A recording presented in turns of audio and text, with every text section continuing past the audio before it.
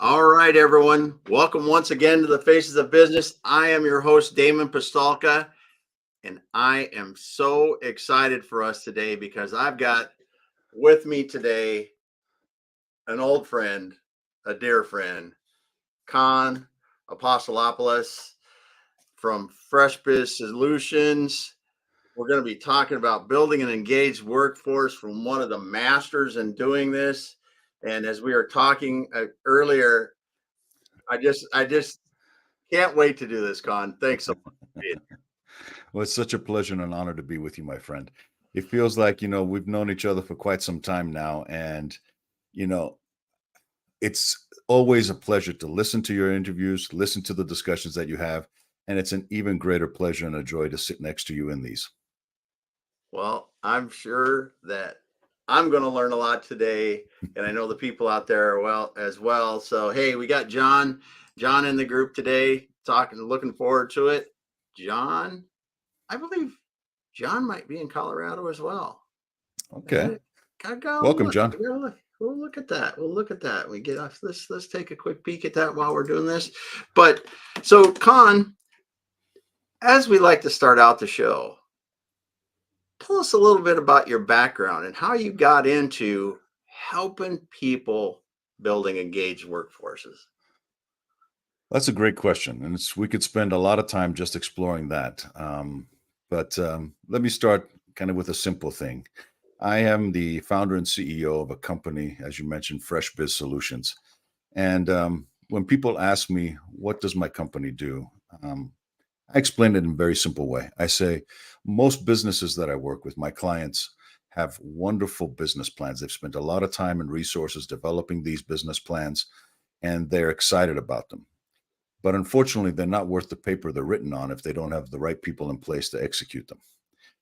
So what I Mm-hmm. do is I make sure that they have a pipeline of talent, of leadership talent specifically, that's ready, willing, and able to help bring those plans to life. So I help them develop their people plans to support their business plans.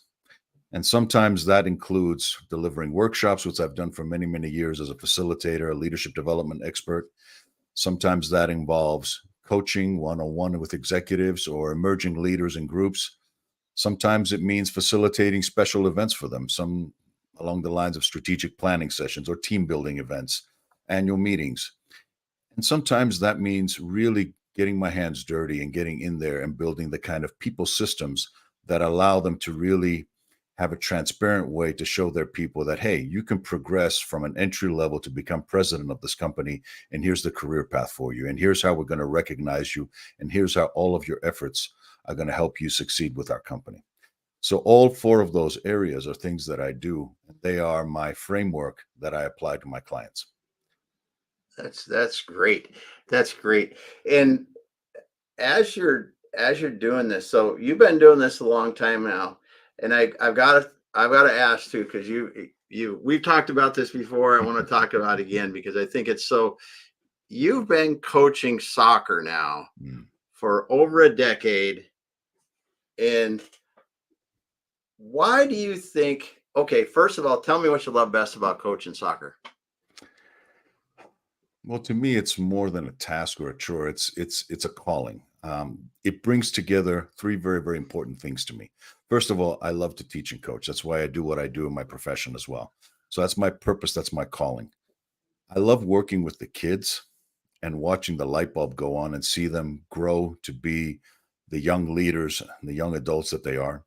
And then third, I just love the game, man. I mean, I grew up with it. It's been in my DNA. I've played it as a young kid, not at a highest level, I have to admit, because I had other priorities. But it's one of those things where it brings together all of my deep loves and passions about things.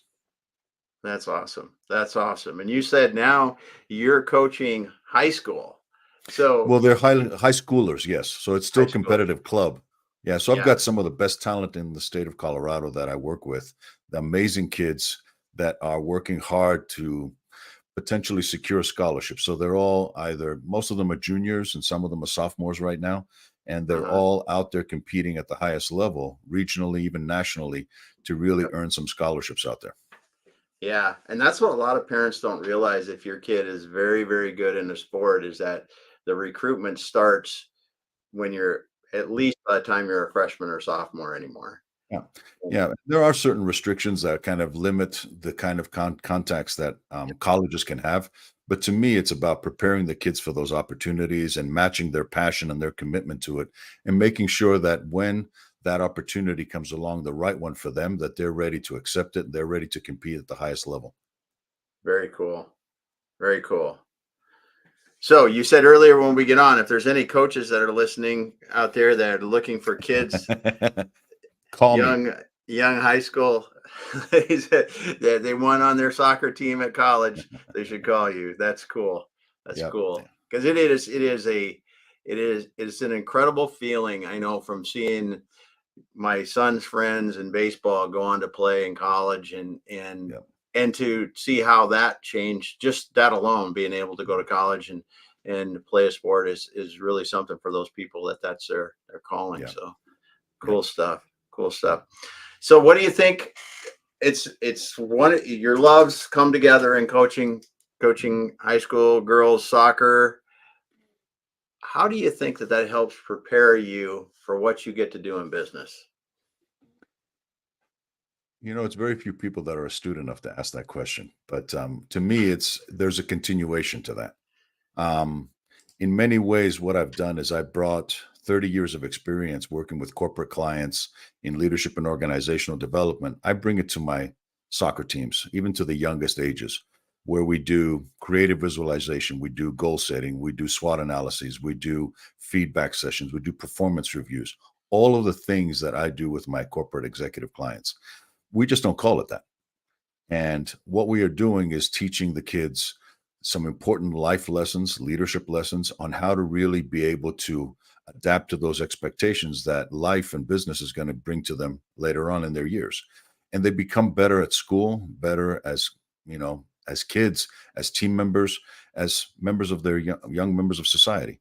But the most important thing is that I reverse that trend as well. I go backwards, I bring it back up. So a lot of times when I'm working with executives, sometimes the lessons and the examples that I bring back from the kids really open up doors that otherwise would be very locked. I mean, you know as well as I do that a lot of times the people are at the highest level of business, and some of the most ambitious ones are also some that have a very hard time listening to others.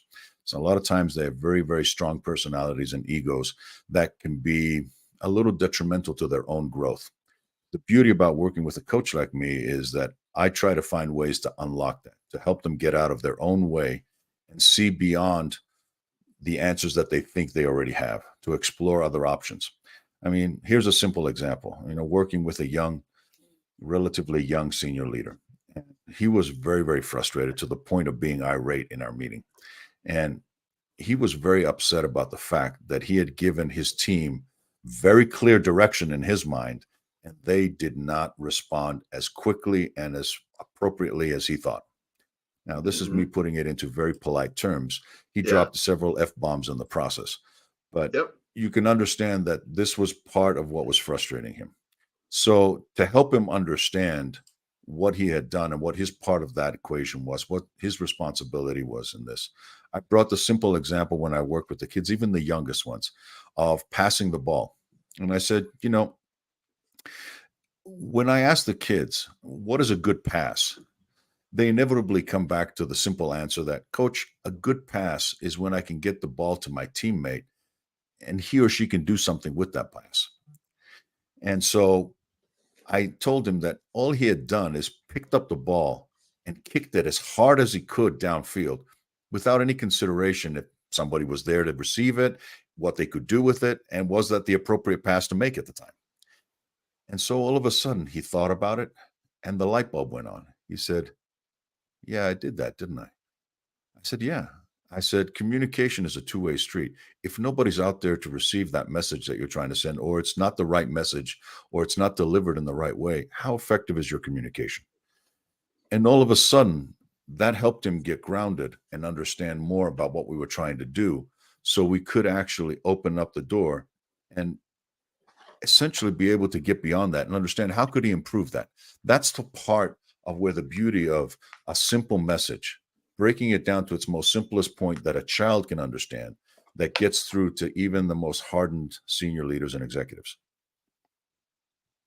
That is a great example. It really is, because you just took something that would have been very hard for them to understand had you not made it that simple. Yeah. And incredible example. It really is. Because you said you're thinking about it. I'm like, yeah, I could deal with that then. I could understand what I didn't do right. Right. Or what I should understand the other perspective on what I should be looking at before I do Yeah, I what's mean, I best. could get into all of the science behind it and everything else, and all the Yeah, neuroscience and the brain science with it, or the emotional intelligence aspect of that, or effective communication techniques. But it was just as simple as, you know what? Hey, you didn't make a good pass to your team. yeah. You didn't do a good handoff. You didn't make a good pass. That's awesome. That's awesome. So as you're out there and you're helping these companies, why do you think now it seems like employee engagement is so popular? I mean, it you go 5 years ago and maybe people talked about it a little bit, but now it's like it is mainstream. Yeah. Yeah, and I mean, let's kind of put things in context a little bit with the timeline that we have. I mean, what this is 2023, the end of 2023. We're not that far removed from the great pause of Hmm. 2020 and 2021 when everything was shut down, everything was on pause. I mean, these are the times that you and I first met and we Yeah, started communicating and started networking together and working together. But at the time, people were really, really concerned about how do I keep my business afloat during this time? How do I make sure that my people stay busy? How do I do all of these different things? Everybody was desperate, both employees and employers. Everybody was in a difficult situation. We had discovered virtual working where it was possible. We tried to deal with the challenges of the time of how to keep our people safe and how to keep the doors of the operation open. I mean, these were big priorities for oh leaders at the yeah, time. But then coming out of that, now we're into 2022 last year.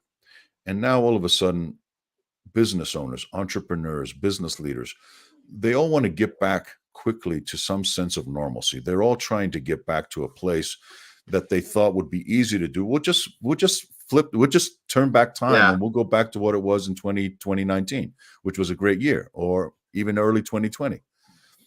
But it doesn't work that way. It's not that simple. We had gone through a global trauma. And guess what? Employers thought one way, but employees were looking at it going, oh, hell no. I've got used to working on my couch with my pajamas and my slippers all day. I'm not going back into the office. I'm not commuting for 3 hours. I mean, people were looking at it going, no, that's not that simple. Employers will say, no, no, you need to come back in. And they will go, oh, hell no. I know I don't. Why? I've worked for 2 years this way. Why all of a sudden yeah, do I have to come back in? So there's this push pull. And when you extend that push pull out, there's always been this power grab, power dynamic thrust back and forth, almost like a pendulum between employers and employees. Everybody's looking for the upper hand. There are times when, you know what, employers feel like, you know what, hey, we have the upper hand. We can pay us what we want. We can cherry pick the talent that we want because there's so hmm much of that out there. You don't like it? I'll pick up the next person in line. And there are times where employees feel like, you know what, hey, you want me, you're going to pay, or you're going to have to let me live somewhere in this rural area or right by on a cabin by the water, and hmm you're going to have to deal with that. And so that power struggle back and forth has been going on the last 18 months or so. So great resignation. People are leaving in droves, 50 plus million people just leaving their jobs. Many of them thinking that, you know what, hey, anywhere but here. Or, you know what, you didn't treat me well during these times. I'm going to approach it very differently. And so this is part of the challenge that many people have been facing and looking at it saying, okay, how do I deal with this? See, Pup agreed with me. yeah, yeah. So He did. Yeah, he so did. So you look at that and say, okay, how are we going to make this work for both of us? How are we going to do that?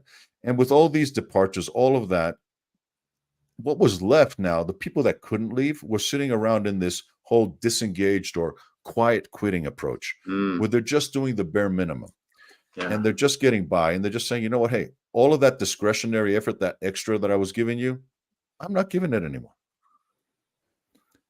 That's happening across the board in a lot of businesses, and employers are looking at it, scratching their head. They're saying, hey, hold on a minute. I'm spending all this money on salaries, on benefits, on development, all that stuff. This is my biggest cost item, probably my payroll Mm-hmm. and my Yep. employee benefits.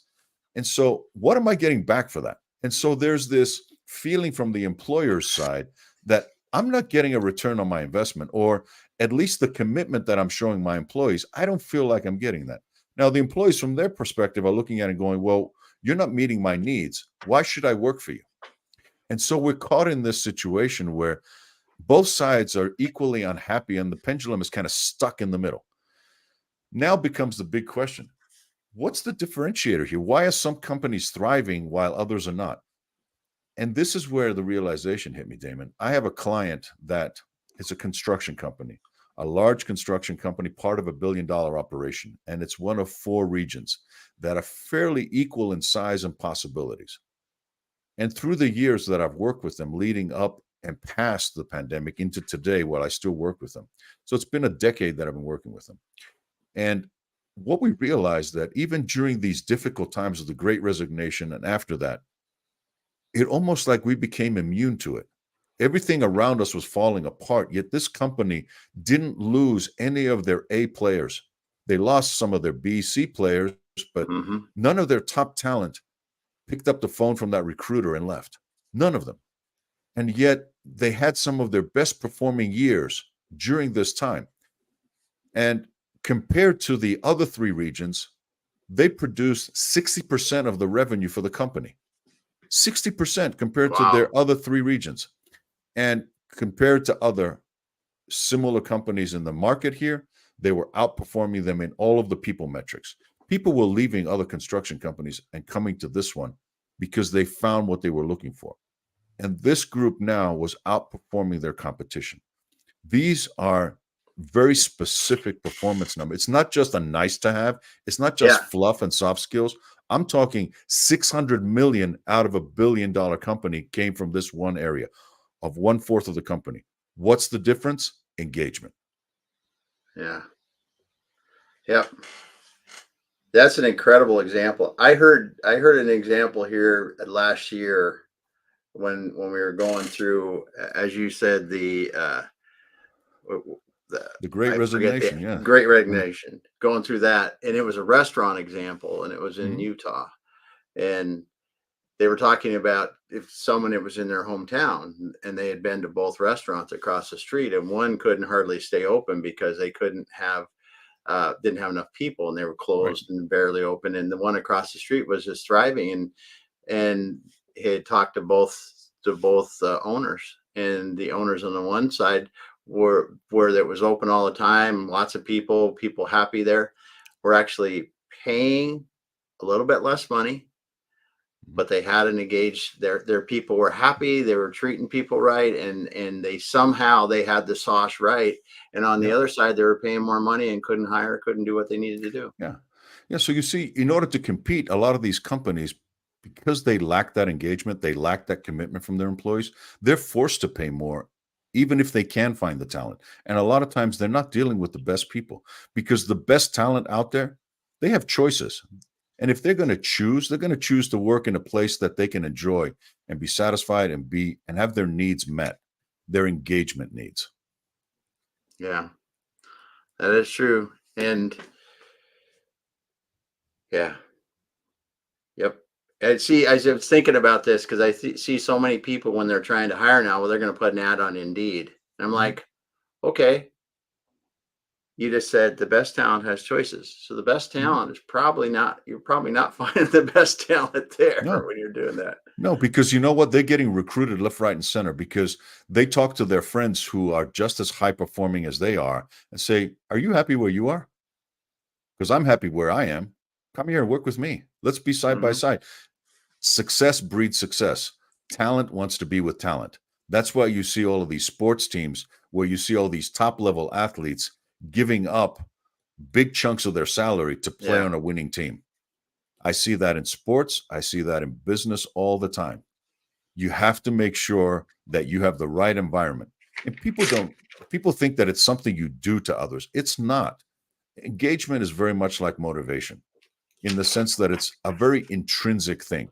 It comes from inside each person. I mean, Damon, if I remember correctly, you love nature. You love to go out fishing, don't you? Oh, yeah. I'm not a fisherman, but I love to get outside. Right. I mean, for anybody that's a fisherman that knows, they understand the concept of the same bait does not attract all fish. Hmm. So you got to put the right bait out there to attract the right fish that you want at the right time. And it's no different with motivation, with engagement. You got to create the right environment where people will feel engaged, where their engagement needs are being met. And that secret sauce that you were talking about has four basic ingredients, four key drivers that I identify in my new book, the Engagement Blueprint. All right. So you segued right into it. You've been at this a while, and you got a book coming out in early next year. So it's called the Engagement Blueprint. Is a transformative guide to offering tools and strategies to build a thriving workplace culture. And Yep. what really was the thing behind your book? I mean, you Why write you it? could go along and not do it. Yeah, Yeah. why write it? So here's the interesting thing. I mean, sometimes you feel that destiny kind of plays a weird trick sometimes. So here I am, I've gone through the pandemic. Last time we talked, I had written my first book with Dr. Ilya, and we were Yeah. talking about resilience and creating that roadmap for people, for individuals to be able to kind of be resilient in times of change, in times of crisis. Hmm. Well, following that in 2020, late 21 and into 22, the question started shifting from my clients. Well, you helped me as a leader, as a person. How do I now help my organization? So I worked with them very hard to kind of expand the concepts from the seven keys to really get into this whole piece of how do we build resilient organizations. But one of the key components of that is a workforce that's engaged and looking at it and saying, how do we get there? So trying to answer that question for my clients and saying, okay, how do we engage your workforce? How do we go about that? I realized that I had the answer all along. And all I had to do is look at the clients that I was already serving and the kind of culture that we had built, the culture where people felt committed, the culture where people could feel that they could succeed and perform at a high level. And that's where the science on one side, the research that I was doing for Hmm. 18 months now, looking at Gallup's numbers, McKinsey, Deloitte, Harvard, all of the big players and all the reports that were coming out. While people were focused on the big headlines that said so many millions, 50 million resigned, and where are they going? I was looking at it from a deeper perspective. As a performance consultant, I'm trained to look at it and say, what's really going on? What's the deeper root cause to this? And you realize that the trends over the last decade all of a sudden got reversed. And now, where we were seeing growing engagement, now it's all of a sudden was reversing trends and it was going in the opposite direction. And it's not just that, according to Gallup, 1 in 5 employees worldwide recognize that they are engaged, they're committed to the company. It's the fact that the disengaged people were growing to match that. And now it's one disengaged person out of every 5 that is trying to sabotage your business. What does that leave? That leaves 3 people that are quote unquote quiet quitting and just along to collect a paycheck. So if your operation is at that level with only one person paddling in the boat, 3 along for the ride, and 1 trying to poke holes in the back, how much better are you going to be if you get more people on board and more people willing to paddle with you? I'm writing some notes on that. So that's so great because you got Yeah. one out of 5 people, you got one that's trying to poke holes in the boat. You got 3 that are along for a ride, and And one that's only one actually poor helping. sucker out there just trying to paddle. And chances are, if you're an entrepreneur, that's you. And that's the Yeah. problem right now because most people are not as committed to your business as you are. So, how do Hmm. you get them there? How do you create a situation where people feel as committed as you are to your business? And the way to do that is to meet their engagement needs, to make sure that you do it. So what I did is I looked at the case studies that I had over the years, 30 years of experience, and I realized that I've been doing this all along, Damon. I've been essentially building that engaged culture and environment so people can perform well. And then looking at the data and saying, okay, the data's to giving me something. And then I look at the practical aspect and bringing them together, I was able to answer the question of how do you create that engaged environment? And so now I look at it and say, okay, you have to address 4 fundamental needs that your employees have. And in all honesty, it's not just employee needs, these are human needs. We Hmm. all have them. And so the 4 drivers that as a leader, as a business owner, that you can apply to create that environment is first and foremost, address the need that people have to feel valued. What does that mean? I mean, it means creating an environment, first and foremost, that's safe. Safe physically, safe emotionally, safe psychologically. It means creating an environment where people feel respected, that just being part of the team, they have an earned, like an owed respect right there, because we're all professionals here. We're all trying to do the best we can. But then that added respect that you want to give to the people that are truly going above and beyond, that they can earn. It means understanding that people can bring their whole selves to work, that environments that in the past have been somewhat exclusive, that have not been open to everybody, they need to open up when people feel like, you know what, I can bring my whole self to work. I can be who I am here and bring my heart, my soul to what I do. That's kind of environment where people feel valued. And then again, people want to feel appreciated. A thank you goes a long way.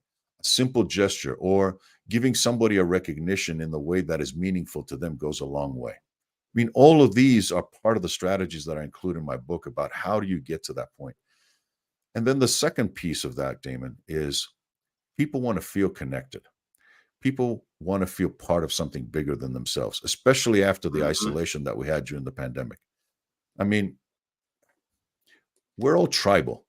I mean, we talked about sports and soccer. I mean, have you ever been to a game? I mean, you're up in the Northwest. You Yeah. see what the Seattle Seahawks game looks like or a Kraken Hmm. game looks like, and Hmm. people go nuts. Why? Because they're all wearing the same color jersey, supporting the same team, and they're part of something bigger than themselves. They feel a connection to other fans that support the same team, to other tribe members. You bump into somebody that went to the same high school or college as you, and automatically you're best friends, you're connected. You look at people that grew up in the same neighborhood, you've got stories to share. You feel a connection to people. And when you can bring that to your workplace and people feel connected to you as a leader and to each other as team members and to the goals that you've set forward and the values, that's a very powerful thing. And then beyond that, we talk about the need that people have to feel like they're making a meaningful contribution, like they can be productive. So the third piece is, how can I help my people know that what they're doing makes a difference to us, to the team, to the organization, to the society, to the clients that we serve, creating that line of sight for people. I mean, at the end of the day, nobody wants to waste their day. They want Yeah. to feel Yeah. like if I'm working, I want to get there. And then I'll give you 2 examples that are very powerful to my mind. If I share with you, let's say, a picture that a group of us spent a wonderful weekend that we've spent together, and I give you that picture of us in a group photo, what's the first thing you're going to do? Probably look and see if I was smiling or not. You're going to look for you, right? Where you are in the picture, how you were smiling, what you looked like, what you were wearing, and it's going to bring back all these memories. Who was next to you? Who was further along? Oh, I see Joey. Yeah. Do you remember what he Yeah. did that? People want to know where they fit into this bigger picture. Yeah. That's human nature that we have. So that's one example that I wanted to bring forward. But the second powerful example of this is, have you ever seen what it looks like to be part of a volunteer group? People going out there trying to make a difference. They're not getting paid. They're Yep. out there volunteering their time. They're trying to do a food drive, a blood drive. They're trying out to help neighbors. I mean, that's a powerful thing. And it has nothing to do with money. It's everything to do about knowing that you can make a difference. You're being productive. You're contributing in a meaningful way. And then finally, the last driver, Damon, and something that is innate in all of us, is the need to learn and grow. We all want to feel supported by the organizations that we are part of to continue to learn and grow. Are they investing in us? Are they seeing that? So building the right kind of development pieces, the right recognition and reward systems, the right way to show people how they can have a career path, how they can be successful and achieve their goals while being part of the organization and helping the organization achieve its goals. Those are the 4 drivers: feel valued, feel connected, feel productive, feel supported. Those four things are part of the blueprint that helps you create an engaged environment. Those will do it. Mhm. They will. And it's great how through your work you were able to simplify them so much, Mm. and through the simplicity it still doesn't make it easy to do, but it No, makes it easy to understand. correct. And if it works with my little soccer kids and it works with billion-dollar companies, it'll work for your organization. I can guarantee you that. Yeah, yeah, that's for sure. And everybody sort of Jill had a comment here a minute ago that she's connect their heart with the work they're doing Mhm. and the Yep. significance. And Jill is Yeah, absolutely right. Our friend Jill hit the nail on the head because everybody wants to know that what I'm doing is making a difference, that I'm contributing. It adds value because I bring value to the team. I bring value to the people that I serve. I mean, we all want that. We all want to know that we're spending our time in valuable ways. I mean, God knows we've gone through some difficult times when we've lost loved ones or we've seen things fall apart, and none of us wants to waste our days away. yeah, yeah. And I think this is, yeah, it's just it's not easy to do with this, as you said, with your long-term client and seeing how they have been able to, keep the A players, build more of them, really be the shining star in the organization, in a very large organization. Yep. That this is something that produces bottom line results. Oh, yeah. It's not just a nice to have. It's not about fluff. It's not about just feeling good in the moment. These are very deep and meaningful transitions. This is an earth swell. This is something that really, when we can create leaders at all levels, when everybody takes that personal accountability and ownership, when everybody down to the entry level employee looks at it and says, you know what, I'm a proud member of this team and I own my stuff. That's a high performance environment. That's a committed environment.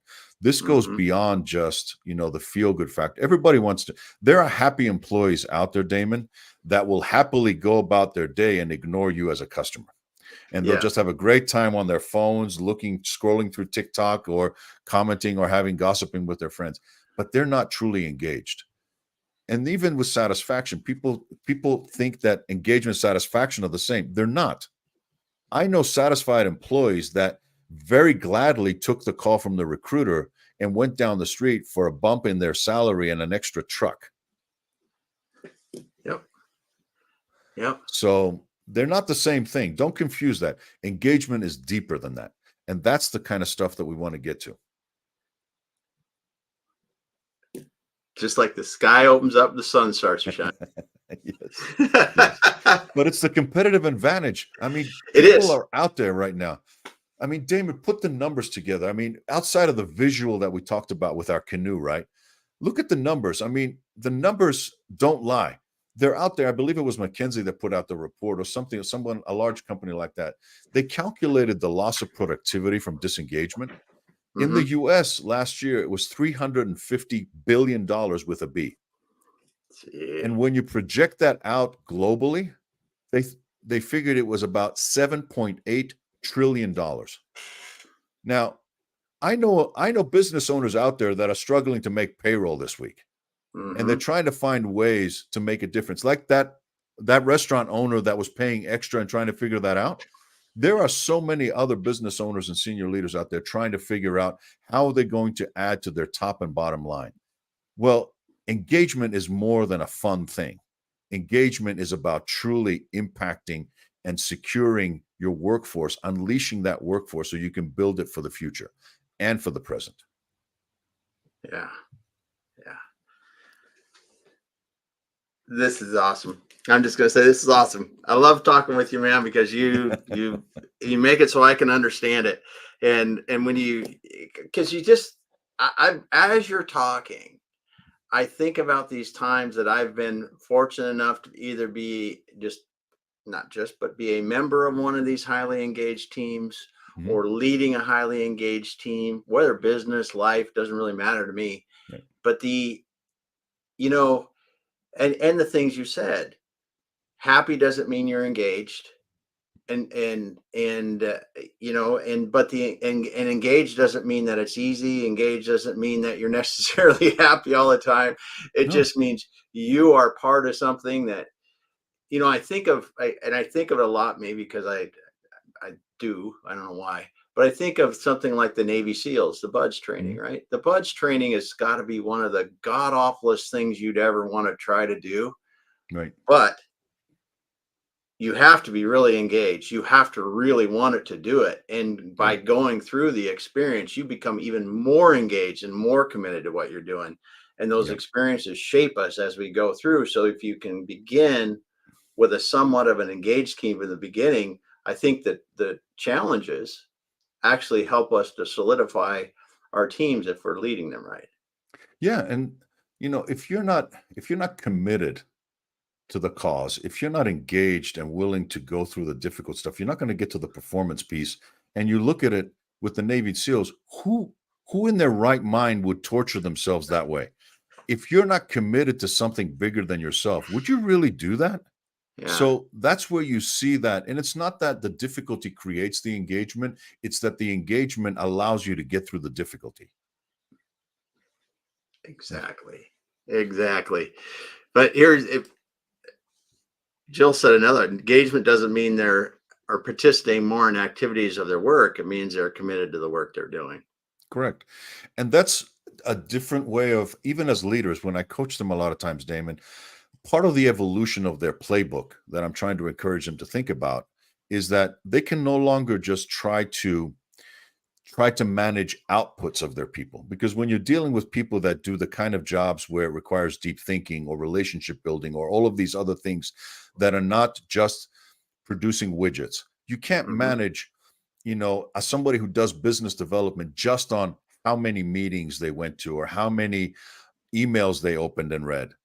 It's more about the outcomes. Did you build relationships that are meaningful? Did you get to the results that we were looking for or not?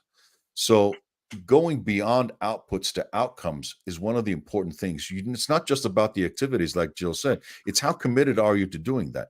I know leaders that I help them understand that it's not about work life balance, even. It's about work life integration, allowing you to flow in and out. Because guess what? I know if you're anything like me, you've woken up in the middle of the night with that one idea that you have to write down, or you're sweating that deadline that's coming in. And that's way past 5 o'clock. I can guarantee you that. But Yes. it's also about knowing that you have the ability to manage your life and your results differently. It's about the outcomes. Yeah. Yeah. So Eh, much. And then John said something too, and this is I think what's really key is when it's not about finding the right people, and sometimes it's about unlocking the potential of the people you already have. Correct. And I want to emphasize what John says with an expression that it's not, I can't claim credit that I created it, but soon as I discovered it, I felt like I could have said it myself. And that expression is that people think that the grass is greener on the other side. It's not. The grass is greener where you water it. And that's the important thing. When you pay attention and you unlock that potential that you already have, that can go so much further. That'll Yeah. help you build that garden that you want to build. I mean, even my experience as a soccer coach, I haven't always coached the top teams that I'm blessed to Hmm. coach right now, Damon. A lot of times I've been coaching kids that are just trying to stay out of trouble, just trying Hmm. to find something to do, and just trying to get an introduction to sports. Kids that may have lacked talent, but they made up for it in enthusiasm. But guess what? You know what? When the formula works, it works even in those situations where you can unlock the true potential in the kid. You can harness that enthusiasm and teach the things that they need to learn because they're bringing it. They're engaged. They love being there. They love being part of a team with their teammates, and they're seeing the results. They're learning. They're growing. And guess what? They feel appreciated. All of those drivers that we talk about, again, little kids, it's human nature. It works for all of us. Hmm. That's. I think we just need to take a moment Mm. because sometimes when you realize this, It is. And business leaders, you often get so focused on they got to do this, got to do that. We got all these things that we have to do. But when you realize, when you really get the people together with you in Mhm. that engagement, that your business, the way you can work, the way you can do things, the way the business can do things, the way everyone can do things changes so much that it's almost like there's a time in a lot of businesses when they need to step back Mhm. and say, we have to rethink this, because if we do and we get it right, we can't even imagine where we're going to go, but it's going to be a hell of a lot better than where we think we're going to go today. Oh, yeah. Because that's truly the power of the team that you want to unleash. When Yeah. you when you create the environment where people can express that. I mean, think about it this way. We all have reserves of discretionary effort that we can put out there, right? We Hmm. all can do that little bit extra. There's part of what's in my job description that says I have to deliver this. These are the requirements for me to keep my job. But above and beyond that, there is a surplus of things that I can do, the little things that I can do to really bring that extra to my job. Well, if I don't feel appreciated, valued, part of a team, productive, an opportunity to show that I can learn and grow here, why would I give that discretionary effort there? I'm just going to do the bare minimum because that's all I need to do to keep my job. But Hmm. if leaders can harness that and people can willingly commit that little bit extra and they give it freely, how much more powerful can that be? I mean, that is the essential energy, the difference between mediocre, average companies and amazing workplaces and exceptional companies. That's the secret sauce, my brother. It is. It definitely is. So your book's coming out when? Because I got to get one. So we're in the exciting part. I'm finishing the final drafts here. We're working with the designers and everything else, getting it to the editors, and fingers crossed, end of January into early February, we'll have a published date. But in the meantime, the beautiful thing is I have an opportunity, I have invitations to speak on large stages now as things have opened up to audiences that want to hear the message now. They need to hear the message now. We have a growing community of engagers that are looking to kind of really figure out from each other in practical ways, how can we continue to apply this in our workplaces? How can we transform our workplaces?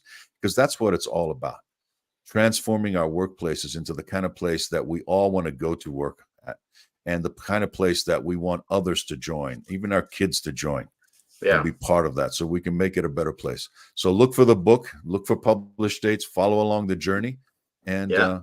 early 24. Yeah. So any public speaking where people could go listen to you if they wanted to? Or is I've this got a all few closed things right closed now. events? I've got a few things for closed events. Okay. But again, if anybody knows of some good open spaces that they have on different stages that they want to hear this kind of message, hit me up. Yeah. So what are you excited about beyond your book in 2024?